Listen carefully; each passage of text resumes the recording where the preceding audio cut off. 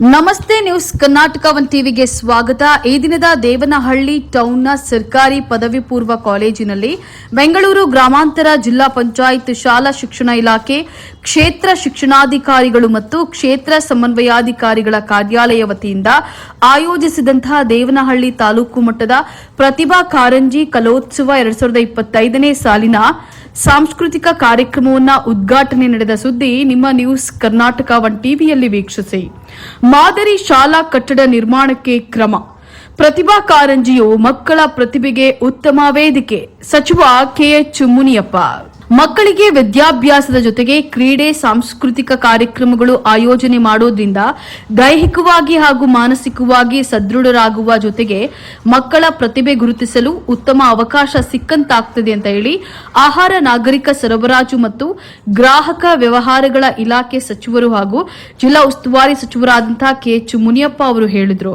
ದೇವನಹಳ್ಳಿ ಟೌನ್ನ ಸರ್ಕಾರಿ ಪದವಿ ಪೂರ್ವ ಕಾಲೇಜಿನಲ್ಲಿ ಬೆಂಗಳೂರು ಗ್ರಾಮಾಂತರ ಜಿಲ್ಲಾ ಪಂಚಾಯತ್ ಶಾಲಾ ಶಿಕ್ಷಣ ಇಲಾಖೆ ಶಾಲಾ ಶಿಕ್ಷಣ ಇಲಾಖೆ ಕ್ಷೇತ್ರ ಶಿಕ್ಷಣಾಧಿಕಾರಿಗಳು ಮತ್ತು ಕ್ಷೇತ್ರ ಸಮನ್ವಯಾಧಿಕಾರಿಗಳ ಕಾರ್ಯಾಲಯದ ವತಿಯಿಂದ ಆಯೋಜಿಸಿದಂತಹ ತಾಲೂಕು ಮಟ್ಟದ ಪ್ರತಿಭಾ ಕಾರಂಜಿ ಕಲೋತ್ಸವ ಸಾಂಸ್ಕೃತಿಕ ಕಾರ್ಯಕ್ರಮವನ್ನು ಉದ್ಘಾಟಿಸಿ ಅವರು ಮಾತನಾಡಿದರು.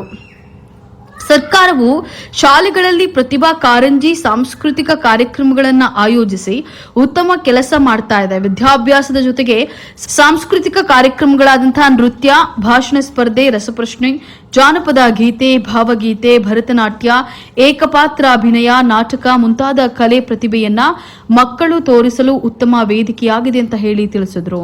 ಮಕ್ಕಳು ವೇಷಭೂಷಣಗಳು ಎದ್ದು ಕಾಣ್ತಾ ಇವೆ. ಇನ್ನು ತಾಲೂಕು ಜಿಲ್ಲಾ ಮಟ್ಟದಲ್ಲಿ ವಿವಿಧ ಸಾಂಸ್ಕೃತಿಕ ಕಾರ್ಯಕ್ರಮಗಳಲ್ಲಿ ವಿದ್ಯಾರ್ಥಿಗಳು ಭಾಗವಹಿಸಿ ರಾಷ್ಟ್ರ ಮಟ್ಟದಲ್ಲಿ ಆಯ್ಕೆಯಾಗಬೇಕು. ಜಿಲ್ಲೆಗೆ, ರಾಜ್ಯಕ್ಕೆ ಒಳ್ಳೆಯ ಹೆಸರನ್ನ ತಂದುಕೊಡಬೇಕು ಅಂತ ಹೇಳಿ ತಿಳಿಸಿದ್ರು.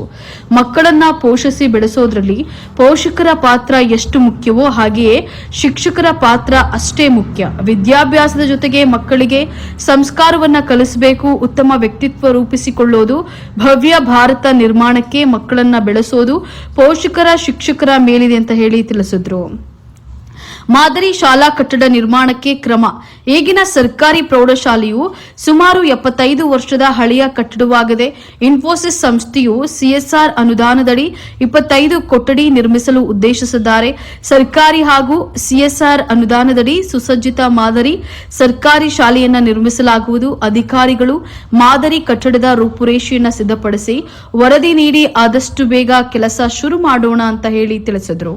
ಕಾರ್ಯಕ್ರಮದಲ್ಲಿ ಗ್ಯಾರಂಟಿ ಯೋಜನೆ ಅನುಷ್ಠಾನ ಪ್ರಾಧಿಕಾರದ ಜಿಲ್ಲಾಧ್ಯಕ್ಷ ರಾಜಣ್ಣ, ತಾಲೂಕು ಅಧ್ಯಕ್ಷರಾದಂತಹ ಜಗನ್ನಾಥ್, ಪುರಸಭೆ ಅಧ್ಯಕ್ಷ ಮುನಿಕೃಷ್ಣ, ದೇವನಹಳ್ಳಿ ಬ್ಲಾಕ್ ಕಾಂಗ್ರೆಸ್ ಅಧ್ಯಕ್ಷ ಕೆಸಿ ಮಂಜುನಾಥ್, ಶಾಲಾ ಶಿಕ್ಷಣ ಇಲಾಖೆ ಉಪನಿರ್ದೇಶಕ ಬೈಲಾಂಜನಪ್ಪ, ತಹಶೀಲ್ದಾರ್ ಅನಿಲ್, ಕ್ಷೇತ್ರ ಶಿಕ್ಷಣಾಧಿಕಾರಿ ಲಲಿತಮ್ಮ, ಬೆಂಗಳೂರು ಗ್ರಾಮಾಂತರ ಜಿಲ್ಲೆ ಸರ್ಕಾರಿ ನೌಕರರ ಸಂಘದ ಅಧ್ಯಕ್ಷ ಹನುಮಂತರಾಯಪ್ಪ, ದೇವನಹಳ್ಳಿ ಅಕ್ಷರ ದಾಸೋಹ ಸಹಾಯಕ ನಿರ್ದೇಶಕರಾದಂತಹ ಸುಧಾ, ದೇವನಹಳ್ಳಿ ಬಿಆರ್ಸಿ ಕೇಂದ್ರ ಕ್ಷೇತ್ರ ಸಮನ್ವಯಾಧಿಕಾರಿ ಮಂಜುಳಾ ಎಂ ಸೇರಿದಂತೆ ಸ್ಥಳೀಯ ಜನಪ್ರತಿನಿಧಿಗಳು, ಅಧಿಕಾರಿಗಳು, ವಿದ್ಯಾರ್ಥಿಗಳು ಉಪಸ್ಥಿತರಿದ್ದರು.